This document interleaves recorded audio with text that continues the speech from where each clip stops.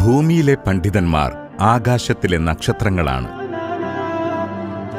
കരയിൽ ഇരുൾ പരക്കുമ്പോൾ അവർ വഴിവിളക്കുകളായി പ്രകാശം ചൊരിയുന്നു.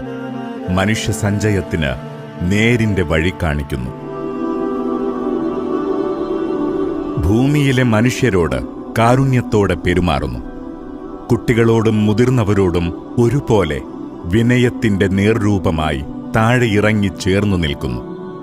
ഉള്ളവനോടും ഇല്ലാത്തവനോടും ഒരുപോലെ ലാളിത്യത്തിന്റെ പ്രതീകമായി സ്നേഹം ചൊരിയുന്നു.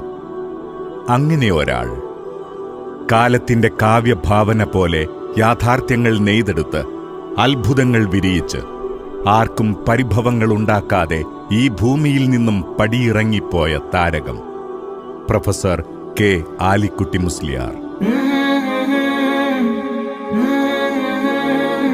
കേരളത്തിലെ ഇസ്ലാമിക സമൂഹത്തിന് അറിവിന്റെയും നേരിന്റെയും ആദർശ വഴി 100 വർഷമായി പറഞ്ഞു കൊടുത്തുകൊണ്ടിരിക്കുന്ന സമസ്ത കേരള ജമിയത്തുൽ ഉലമ എന്ന പണ്ഡിത പ്രസ്ഥാനത്തെ ഒരു പതിറ്റാണ്ട് കാലം അമരരംഗത്ത് നിന്ന് നയിച്ച പണ്ഡിത ശ്രേഷ്ഠർ, അതിനും പതിറ്റാണ്ടുകൾക്ക് മുമ്പേ ഈ പ്രസ്ഥാനത്തിന്റെ വിവിധ മേഖലകളിൽ തെളിഞ്ഞു പ്രകാശിച്ച നായകൻ, ഒരു നിയോഗം പോലെ ഓരോ പദവിയും ഉന്നതമായ ദൗത്യ നിർവഹണങ്ങളായി ചരിത്രത്തിന്റെ നല്ല വഴികളിൽ അടയാളപ്പെടുത്തി.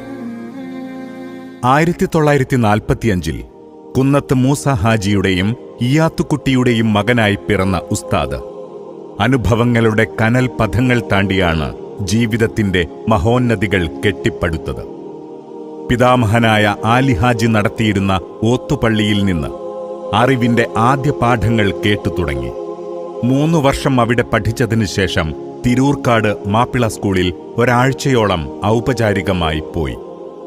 8ാം വയസ്സിൽ ഇരുമ്പുഴി തെക്കുംമുറി ദർസിൽ പെരിന്തൽമണ്ണ സൈദാലി മുസ്ലിയാരുടെ ശിക്ഷണത്തിൽ കിതാബോത്ത് തുടങ്ങി.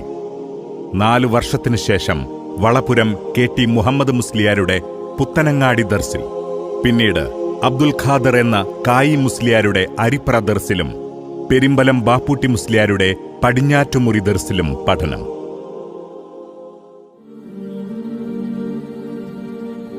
1964-ൽ ഉന്നത മതകലാലയമായ പട്ടിക്കാട് ജാമിയ നൂറിയയിൽ ചേർന്നു.